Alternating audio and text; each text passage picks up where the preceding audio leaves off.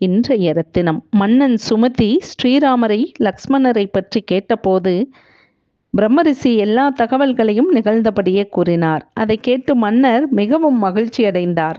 தசரதரின் குமாரர்களே அதிதிகளாக வந்திருப்பதை அறிந்து மகாபலசாலிகளான அவர்களை முறைப்படி உயர்ந்த முறையில் உபச்சரித்தார். சுமதியின் சிறப்பான விருந்தோம்பலை ஏற்றுக்கொண்ட ஸ்ரீராமரும் லக்ஷ்மணரும் அவ்விடத்தில் ஓர் இரவு தங்கிவிட்டு மிதிலையை நோக்கி சென்றார்கள்.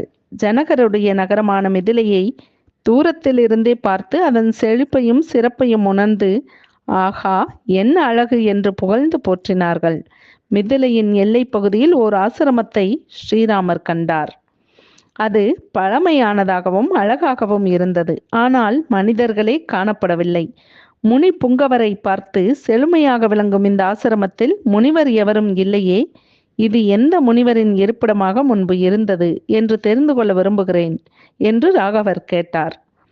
பேச்சில் வல்லவரான ராகவனால் இவ்வாறு கேட்கப்பட்டதற்கு மாமுனிவர் விஸ்வாமித்திரர் பதிலுரைத்தார்.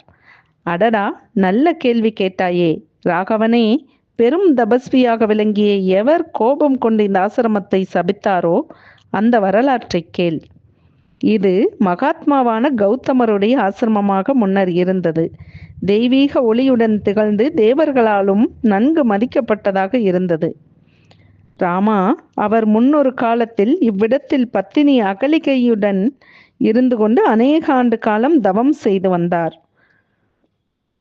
கௌதமர் ஒரு சமயம் குடிலிலிருந்து வெளியே சென்றிருந்த போது அதை அறிந்து கொண்ட இந்திராணியின் கணவன் இந்திரன் முனிவர் வேஷம் பூண்டு உள்ளே வந்து அகலிகையிடம் அபச்சாரப்பட்டான். கௌதமர் வந்து விடுவாரோ என்ற அச்சத்தின் காரணமாக தட்டு தடுமாறி வேகமாக போக முயன்ற போது மாமுனிவர் கௌதமர் உள்ளே வந்து கொண்டிருப்பதை பார்த்தான். தேவதானவர்களால் வெற்றி கொள்ள முடியாதவர், தபோபலம் நிறைந்தவர், கொழுந்துவிட்டு பிரகாசிக்கும் நெருப்பை போன்று சுடர் தெரிப்பவர், கையில் சமித்தும் தர்ப்பமும் ஏந்தி இருப்பவரான முனிஸ்ரேஷ்டரை பார்த்ததும் தேவர்களின் மன்னன் நடுநடுங்க முகம் வெளிரி போனான்.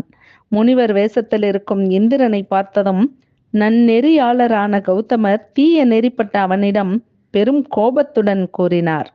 கெடுமதி படைத்தவனே, என் உருவத்தை ஏற்று செய்யத்தகாத இந்த காரியத்தை செய்திருக்கிறாய்.